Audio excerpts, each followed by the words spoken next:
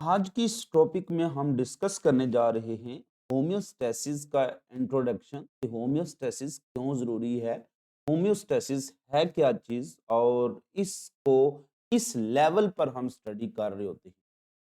से for example यहाँ पर हम एक सिंबॉलिक एक डायग्राम आपके साथ शेयर करते हैं। ये जो डायग्राम आपके साथ बनी है ये पूरी इंसान की बॉडी की है, ह्यूमन बॉडी। ह्यूमन बॉडी मिलकर बनी हुई है। इसके जो बेसिक स्ट्रक्चरल और फंक्शनल यूनिट हैं ये हैं सेल। ये सेल आपको यहाँ पर नजर आ रहे हैं। इंसान की बॉडी के जितने भी फंक्शन हैं वो एक्चुअली सेल परफॉर्म कर रहे होते हैं। इसलिए हम कह सकते हैं कि जो सेल की वर्किंग है वही इंसान की बॉडी की वर्किंग भी है। यानी कि अगर सेल ठीक काम नहीं करेंगे तो आपकी बॉडी भी ठीक काम नहीं कर रही, क्योंकि आपका बेसिक फंक्शनल यूनिट क्या है वो सेल है। हर एक चीज का एक एनवायरनमेंट होता है, वो उसकी सराउंडिंग कहलाता है। ऐसे ही हमारे सेल के इर्द गिर्द जो भी चीज पाई जाती है उसको हम कहते हैं सेल एनवायरनमेंट। वो क्या होगा? वो सेल एनवायरनमेंट होगा। ये जो सेल एनवायरनमेंट होगा इसको हमेशा एक फ्लूइड लाइक सब्सटेंस ने घेरा होता है। ये जो फ्लूइड है, जो हमारे सेल के इन बिटवीन आपको मिलेगा, ये जो रीजन है आप देख सकते हैं, ये एक्चुअली इसको हम कहते हैं टिश्यू फ्लूइड, या इसका दूसरा नाम होता है इंटरस्टिशियल फ्लूइड। ये बनता कैसे है? क्योंकि सेल को जिंदा रहने के लिए ऑक्सीजन चाहिए, सेल को जिंदा रहने के लिए एनर्जी चाहिए, सेल को जिंदा रहने के लिए अपनी वेस्ट को रिमूव भी करना है।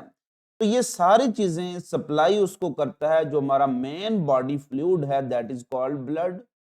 तो ब्लड जो होता है वो एओर्टा के जरिए आपकी बॉडी के तमाम सेल को नेसेसरी रिक्वायरमेंट प्रोवाइड कर रहा होता है।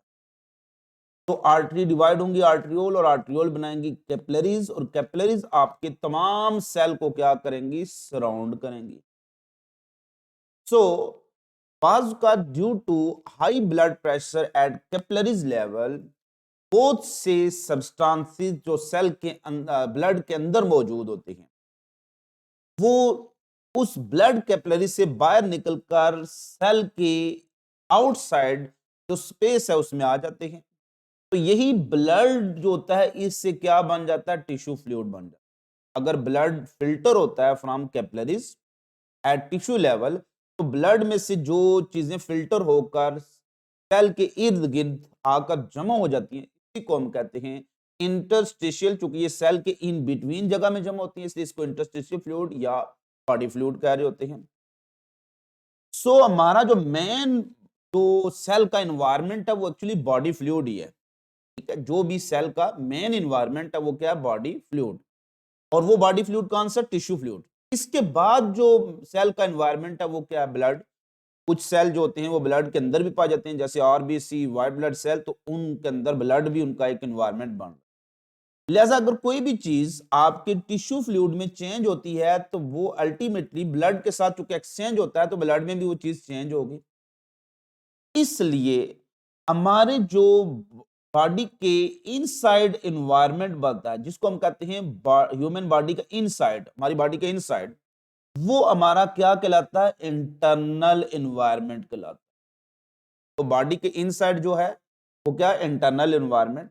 ये इंटरनल एनवायरनमेंट एक्चुअली सेल के कहां पाया जाता है? एक्सटर्नल है। It is external to cell but internal to body.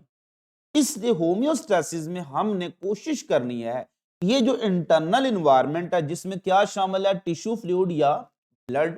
Main दो बॉडी फ्लूइड इसमें शामिल हैं। इस इंटरनल एनवायरनमेंट को इतना कूल एंड काम रखा जाए। यहां पर कूल एंड काम का मतलब है कि वो हालात रखे जाएं जो सेल की वर्किंग के लिए ऑप्टिमम हो। क्लियर? इसलिए हम कहते हैं कि सेल जो इंटरनल एनवायरनमेंट है must be maintain an optimum condition. क्यों? क्योंकि जिंदगी का दारोमदार किस पर है? मेटाबॉलिज्म पर है। और मेटाबॉलिज्म को एक्सेलरेट कौन करती हैं? वो एंजाइम्स एक्सेलरेट करती हैं। और एंजाइम्स ये कह रही हैं कि हमें ऑप्टिमम यानी बेस्ट वर्किंग के लिए ऑप्टिमम एनवायरनमेंट प्रोवाइड किया जाए। वो ऑप्टिमम एनवायरनमेंट क्या है कि उनका टेम्परेचर क्या होना चाहिए, ऑप्टिमम टेम्परेचर होना चाहिए, यानी उसका जो टेम्परेचर है वो कहां तक आना चाहिए, अप्रोक्सीमेटली हम कहते हैं कि 37 डिग्री तक उसको एग्जिस्ट, 37 डिग्री तक एक वैल्यू को मेंटेन रखा जाता है।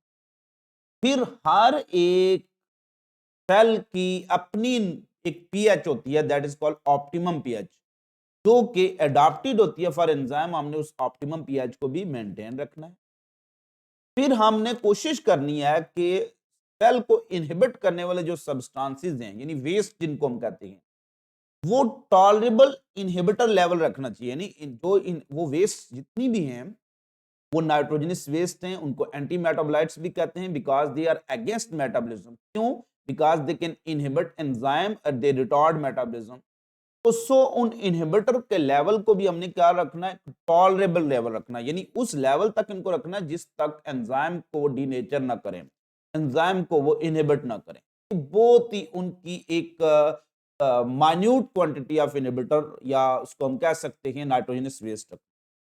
लिहाजा होम्योस्टेसिस में हम ज्यादातर किस चीज को मेंटेन रखेंगे, टेम्परेचर को मेंटेन रखेंगे, that is necessary for the optimum working of enzymes. हम ऑप्टिमम पीएच के लिए वाटर और सॉल्यूट लेवल को चेक करेंगे, जिसको हम ऑस्मोरेगुलेशन पढ़ेंगे। और इनहिबिटर के लेवल, ज्यादातर जो नाइट्रोजनस वेस्ट हैं they are toxic, they are inhibitor, हम इनको रिमूव करते रहें। इसलिए हम सेल इंटरनल इन्वायरमेंट को मेंटेन रखने का मकसद है कि उसका टेम्परेचर, उसकी ऑस्मोरेगुलेशन यानी आप वाटर और सॉल्यूट लेवल, और उसमें नाइट्रोजनस वेस्ट का लेवल क्या रखना है, हमने उसका वो लेवल रखना है जो कि बेस्ट हो for the working of enzyme. अब ये जो इन्वायरमेंट है बॉडी इंसान के बाहर की तरफ, इसको हम कहते हैं एक्सटर्नल इन्वायरमेंट। जैसे एक इंसान खड़ा है तो इसके बाहर अगर आप देखें तो हवा है, पानी है, जो भी चीज मेरी बॉडी के बाहर है वो मेरा एक्सटर्नल इन्वायरमेंट। ये जो एक्सटर्नल इन्वायरमेंट है इसको कहा जाता है कि एरो फ्लक्चुएट कंटिन्यूअसली, ये हमेशा तब्दील होता रहता है। जैसे आप देखें टेम्परेचर सर्दियों गर्मियों में कितना फ्लक्चुएट होता है, डेली बेसिस पर इसमें फ्लक्चुएशन आती है। फिर अगर हम देखें वाटर और साल्ट लेवल जो होता है वो भी फ्लक्चुएट होता रहता है। कभी किसी जगह पर पानी बहुत ज्यादा होता है, जैसे हम फ्रेश वाटर की बात करें, कहीं पानी कम होता है, जैसे आप डेजर्ट की बात करें। सॉल्ट कहीं आपको मिलते हैं, कहीं नहीं मिलते। फिर आपके इसी जो एक्सटर्नल एनवायरनमेंट बाज़ बहुत से पॉइजन आ जाते हैं, जहरीली चीजें आ जाती हैं। तो ये जो एक्सटर्नल एनवायरनमेंट है वो हमेशा फ्लक्चुएट होता रहता है। इस एक्सटर्नल एनवायरनमेंट की जो फ्लक्चुएशन है, इन्हीं को हम चेंजेस भी कहते हैं। तो changes are fluctuation in external environment में हार्म्स इंटरनल एनवायरनमेंट। ये जो चेंजेस हैं वो आपके इंटरनल एनवायरनमेंट में बॉडी फ्लूइड यानी ब्लड और टिश्यू फ्लूइड को क्या कर सकती है, नुकसान पहुंचा सकती है। कैसे? क्योंकि वो उसको चेंज करेंगी और उसकी वजह से एंजाइम्स की वर्किंग क्या होगी, वो मुतासर होगी। So these fluctuation of external environment actually they may prove harmful to internal environment or for any living organism. So a mechanism एक अडॉप्ट किया गया है। क्या किया हुआ है? एक मैकेनिज्म अडॉप्ट किया गया दैट प्रोटेक्ट, वो आपके इस इंटरनल एनवायरनमेंट को महफूज करता है, प्रोटेक्ट करता है। किससे? फ्रॉम दीज हार्म्स, ये जो नुकसानात हैं किसकी वजह से, due to fluctuation in external environment. तो जो फ्लक्चुएशन इन एक्सटर्नल एनवायरनमेंट की वजह से नुकसानात हैं, उससे अगर हम प्रोटेक्ट करते हैं अपने इंटरनल एनवायरनमेंट को, that is called homeostasis. Clear हो गया? तो ये एक्चुअली एक बेसिक कंसेप्ट है। इससे याद रखें कि मैं सबसे आसानी अपनी जिंदगी में, सबसे मेरे लिए आसानी क्या होगी, मेरी सराउंडिंग ठीक है, मेरा एनवायरनमेंट ठीक है। तो मेरे लिए मेरी सराउंडिंग अगर बेहतरीन है, ऑप्टिमम है, बहुत ही खुशगवार जिसको हम कहते हैं, तो मैं कह सकता हूं कि मेरे लिए वो क्या है, ईज है। सबसे आसान सिचुएशन है, मैं बहुत ज्यादा खुश होऊंगा, मेरा मूड ठीक होगा। इसी तरह से अगर सेल की सराउंडिंग ठीक हो, यानी सेल का एनवायरनमेंट ठीक हो, जो हमारा इंटरनल एनवायरनमेंट है, और सेल का क्या है, एक्सटर्नल एनवायरनमेंट है। तो अगर सेल का एनवायरनमेंट ठीक हो तो सेल भी क्या फील करेंगे, ईज फील करेंगे। तो यही जो अगर होम्योस्टेसिस किसी भी किसी भी ऑर्गेनिज्म में अगर होम्योस्टेसिस क्या हो जाए, नॉर्मल हो जाए, तो इसको हम क्या कहेंगे, हेल्थ कहेंगे। इसी को हम क्या कहेंगे, इसी को हेल्थ कहेंगे, इसी को हम क्या कहेंगे, ईज कहेंगे, आसानी है हमारे लिए। इसलिए जब इंसान में हर चीज बिल्कुल ऑप्टिमम काम कर रही है, तो इंसान बड़ा ही एक्टिव होगा, हेल्दी इसको हम कहते हैं, और ये ईज में होगा। तो normal and steady state of homeostasis जो होती है, इसी को हम हेल्थ कहते हैं, इसी को हम ईज कहते हैं, आसानी कहते हैं। लेकिन अगर किसी वजह से जिस्म के किसी भी हिस्से में कोई इशू हुआ, तो जिससे ये ईज, ये आसानी खत्म होगी, तो इसको हम कहते हैं डिस ईज, यानी आसानी क्या होगी, खत्म होगी। So normal state of homeostasis is actually health और ease, and abnormal state of homeostasis is called disease. तो ये एक बेसिक कंसेप्ट है होम्योस्टेसिस। तो होम्योस्टेसिस में हम तीन चीजों को मेंटेन रखने की कोशिश करेंगे within our internal environment और सेल एनवायरनमेंट। वो कौन कौन सी हैं? हमने उसको ऑप्टिमम टेम्परेचर, यानी टू मेंटेन द कांस्टेंट, तो optimum temperature for the internal environment, या to maintain a constant body temperature is called thermoregulation. We are actually regulating the heat, क्योंकि हमारे जिस्म में बहुत ज्यादा हीट पैदा भी होती है और बाद का हीट लॉस भी हो जाती है। तो इसलिए हम हीट की रेगुलेशन करेंगे बाय गेन और लॉस। अगर मेरे जिस्म में हीट बहुत ज्यादा पैदा हो रही है और बाहर भी गर्मियों का मौसम चल रहा है, बहुत ज्यादा हीट है, तो अब मुझे अपनी हीट को लॉस ही करना है, क्योंकि ऑलरेडी मेरे पास हीट बहुत ज्यादा है। तो टेम्परेचर 37 से अबव हो सकता है, फीवर हो सकता है, तो सो मैं हीट को क्या करूंगा, लॉस करूंगा। तो ये जो हम होम्योस्टेसिस करते हैं ना, रेगुलेशन करते हैं, हम मेंटेन रखते हैं किसको, अ कांस्टेंट इंटरनल टेम्परेचर को बाय लॉस ऑफ हीट और गेन ऑफ हीट। गेन कब करेंगे, जब सर्दियों का सीजन चल रहा है, बाहर का टेम्परेचर बहुत ठंडा है, तो उस हालत में क्या होगा कि आप देखेंगे कि बाहर बहुत ज्यादा सर्दी है, यानी लो टेम्परेचर है, तो मेरे जिस्म से हीट लॉस हो सकती है। हमने अपने हीट के लॉस को बचाना भी है और एक्सटर्नल हीट को लेना भी है, हीटर की सूरत में, सन बाथ की सूरत में, तो हम गेन ऑफ हीट करेंगे। तो सर्दियों में हम गेन ऑफ हीट के जरिए टेम्परेचर मेंटेन करेंगे और गर्मियों में हम लॉस ऑफ हीट से। तो this maintenance of a constant internal body temperature by gain और loss of heat is called as thermoregulation. अब ऑप्टिमम पीएच के लिए जरूरी होता है कि हम वाटर और इसके अंदर डिजोल्व सॉल्यूट्स जो हैं, एसिड बेस, इन सब के लेवल को चेक करें। इनका लेवल अगर चेंज हो गया तो हमें एसिडोसिस हो सकती है, अल्कोलोसिस हो सकती है, तो सेल का एनवायरनमेंट चेंज हो सकता है, उनकी पीएच चेंज हो सकती है, एंजाइम्स की वर्किंग मुतासर हो सकती है। इसलिए हमारे जिस्म में बाजुकत पानी बहुत ज्यादा एक्सेस में होता है अगर हम बहुत ज्यादा पानी पी रहे हैं। बाजुकत हमारे जिस्म में पानी क्या होता है, कम हो जाता है अगर हम पानी नहीं पी रहे, तो वो यूरिनेशन और पसीने के जरिए खारिज भी हो रहा है। इसी तरह से हमारे जिस्म में बाज का सॉल्ट बढ़ भी सकते हैं, यानी सॉल्यूट का लेवल बढ़ भी सकता है। अगर हम बहुत ज्यादा सॉल्यूट अपटेक कर रहे हैं, शुगर ज्यादा खा रहे हैं, सॉल्ट ज्यादा ले रहे हैं, तो हम बहुत से आयन ज्यादा ले रहे हैं, तो इससे सॉल्यूट लेवल हमारे जिस्म में बढ़ भी सकता है और कम भी हो सकता है। इसलिए हम अगर रेगुलेशन कर रहे हैं, ऑस्मो का मतलब होता है वाटर प्लस डिजोल्व सॉल्यूट, तो अगर हम रेगुलेशन कर रहे हैं किसकी, वाटर प्लस डिजोल्व सॉल्यूट की इन अवर इंटरनल एनवायरनमेंट बाय गेन और loss of water and solute.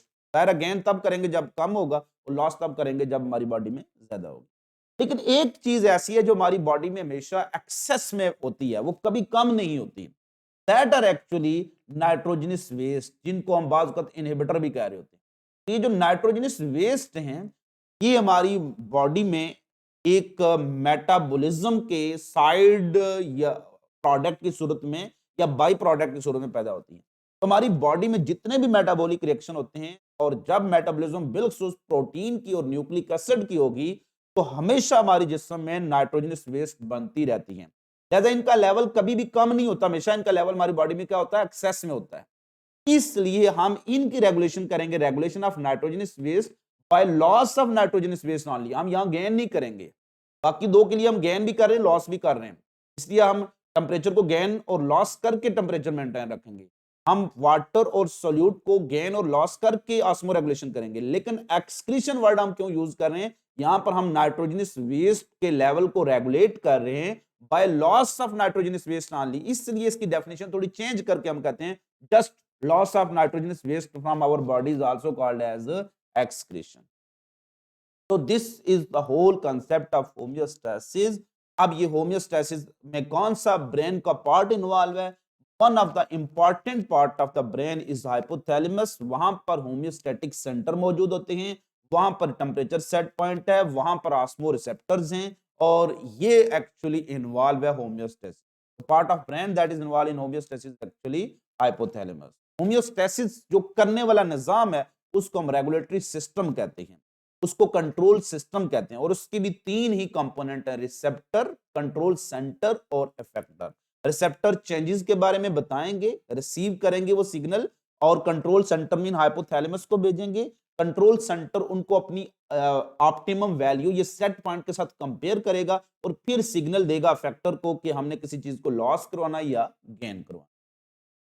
अगर आपको ये वीडियो पसंद आई है तो इसको ज़रूर शेयर करें, और हमारे YouTube चैनल को ज़रूर लाइक करें, सब्सक्राइब करें, और हमारे चैनल के साथ जुड़े रहने के लिए ज़रूरी है कि आप इस फेसबुक पेज को भी आप फॉलो करें, लाइक करें।